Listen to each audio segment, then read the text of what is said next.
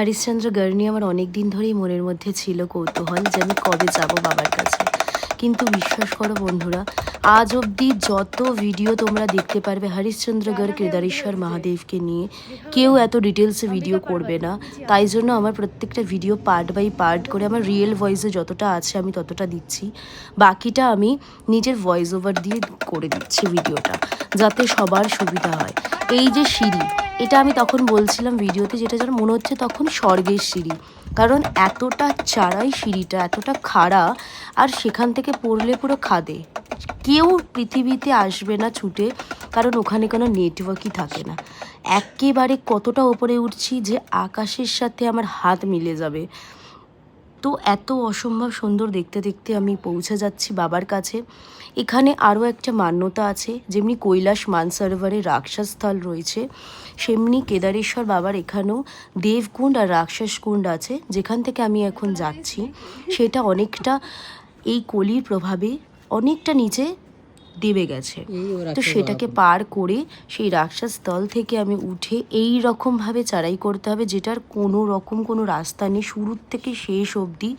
আর যত আমি যাচ্ছি ক্রমশ আমার এক্সপেকটেশন লেভেলটা হাই হয়ে যাচ্ছে। মানে এত সুন্দর কি করে হতে পারে প্রকৃতি।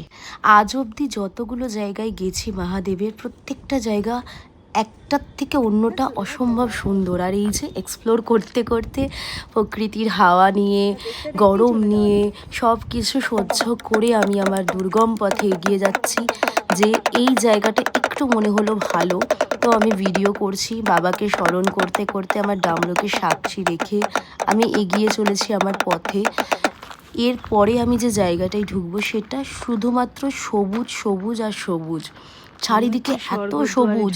কি সুন্দর একটা পুল বানিয়েছে কেউ একজন, যে বানিয়েছে আমি ভিডিওতে বলছিলাম, মহাদেব তাকে খুব ভালো রাখুক। সত্যি অনেকটা সুবিধা হয়েছে এই পুলটা বানিয়ে, না হলে খুবই কষ্ট হতো এই নদীটা পার করে যেতে।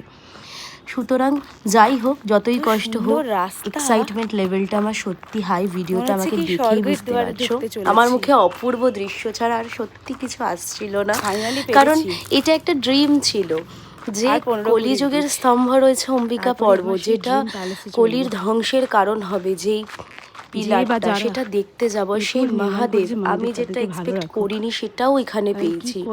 মানে অসম্ভব সুন্দর। এয়ার কন্ডিশনে আমরা সবাই মোটামুটি হাওয়া খাই, বাট ওখানের এই যে জায়গাটা এখন আমি ভিডিও দেখছো, অপূর্ব ঠান্ডা একটা ওয়েদার ছিল, মনে হচ্ছিল স্বর্গে দাঁড়িয়ে আছি, আর সাথে এত সবুজ অরণ্য।